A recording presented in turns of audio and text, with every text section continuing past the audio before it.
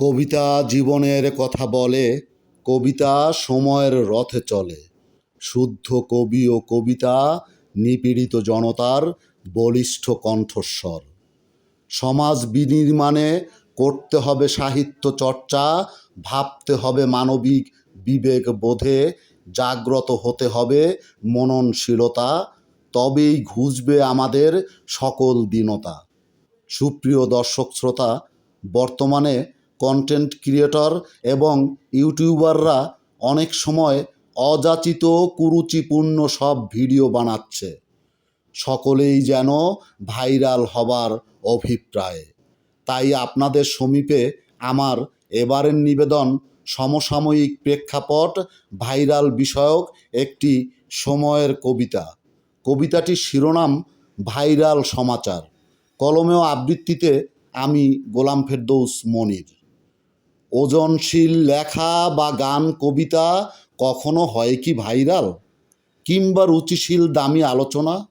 অথচ বন্ধু যখন হাইট্টা যায়, বুকটা ফাইট্টা যায় তোমার হাত পাখার বাতাসে, অর্থাৎ যত সব সস্তা আবর্জনা।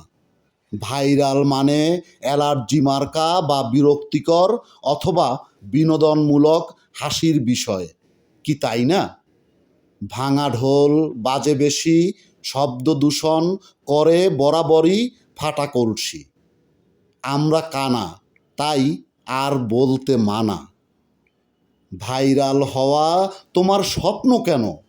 ভাইরাল হওয়া তো জীবনের বড় কোনো প্রাপ্তি নয়। লোকে তোমায় শ্রদ্ধা করবে, ভালোবাসবে, মূল্যায়ন করবে, তবেই তো জীবনের হয় জয়।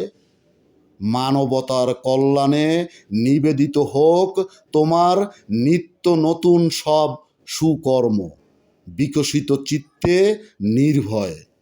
নিজের নামের পেছনে হিরো যোগ করে ভাইরাল হওয়াটা আসলে বড় কিছু নয়।